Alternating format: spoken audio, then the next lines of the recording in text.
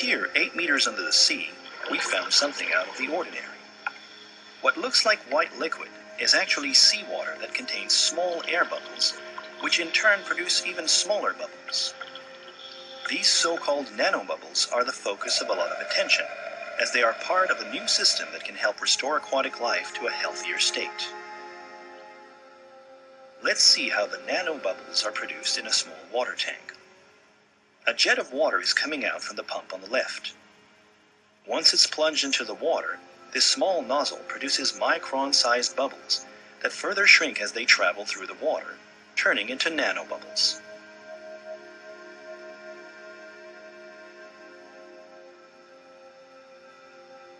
Using a microscope, let's take a closer look at how the bubbles shrink down to nanosize.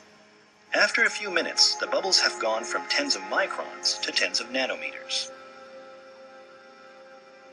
This is the carbon ceramic nozzle we saw earlier.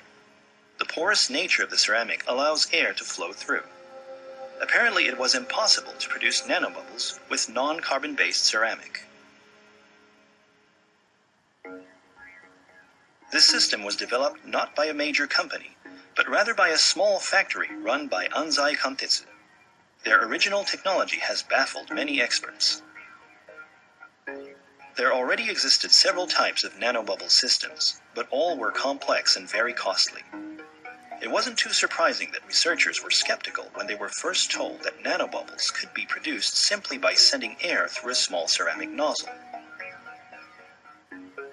They never imagined it could be so easy. But demonstrations showed that nanobubbles remained in the water after the nozzle was taken out.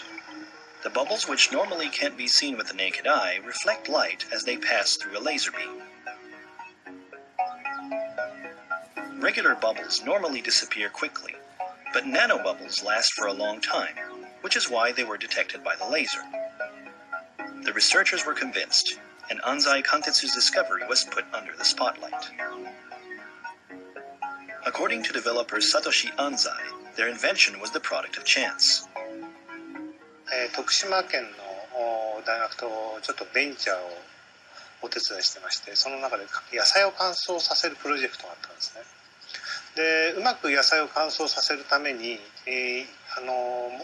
ちょうど水に反応する波長帯のセラミックスを探してたんですよ。セラミックスで作るナノバブルはですね、バイオに非常に有効なことを発見しました。で、バイオに有効だということは、もしかしたらですね、今まで我々がこう溜めてしまった、ヘドロといいますか、汚泥をですね、分解することができるんじゃないかという発想にたどり着きまして。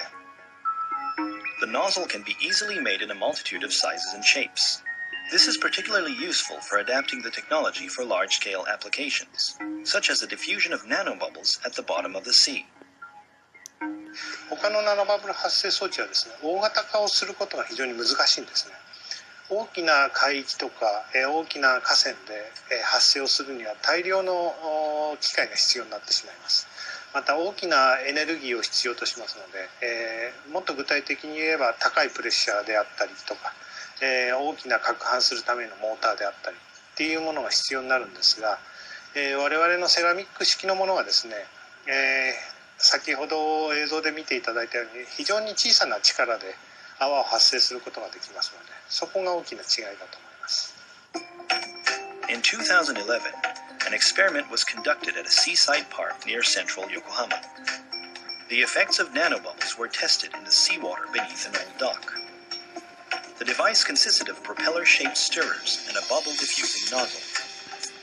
It was small enough to be carried by truck and could be easily moved without the need for complex heavy machinery. The device was installed in only half a day with the work of 3 divers.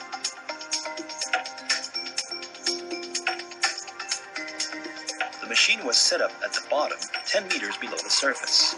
Although the water looked quite clean from above, the seabed was covered with about a meter-thick layer of sludge. The water was murky, and there was very little sign of aquatic life. 通常では泡というのは発生したところから水面に向かって上に上がってしまうんですが、一番生物が住んでいるのは実は海の底、ボトムなんですね。そのボトムに空気を送るためには、自分の力で縮んでしまう泡ですね。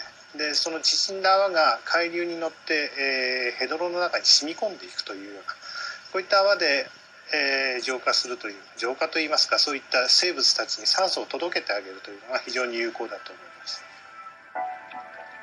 A series of experiments took place in the sea near an aquarium, also in Yokohama in 2013. This is a 100 square meter area near the mouth of Tokyo Bay, with sludge piled up 50 centimeters thick at the bottom.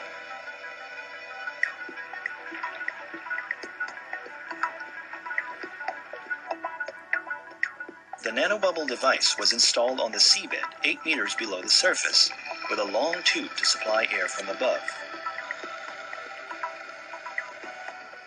The system is very energy efficient, working on 2200 watt current.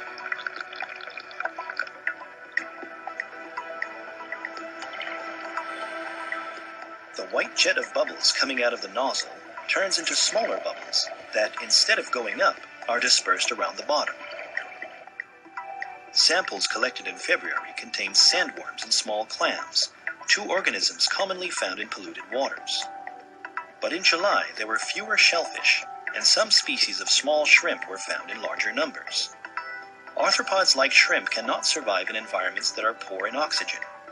In half a year, the system had begun to show positive results. At the end of the experiment in January 2014, the aquatic life in the area had significantly changed.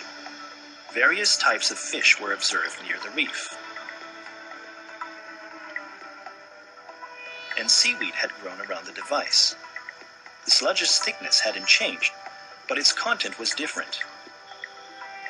Its surface had become porous like a sponge, and various organisms were found living inside. The nanobubbles had changed the ecosystem near the seabed.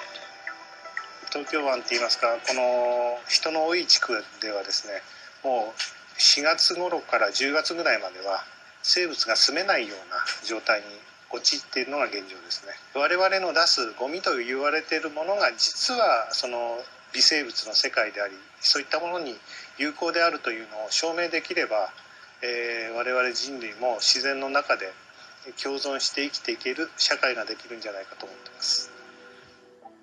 Bubbles that shrink and remain underwater for a long time. Nanobubble technology is quite intriguing.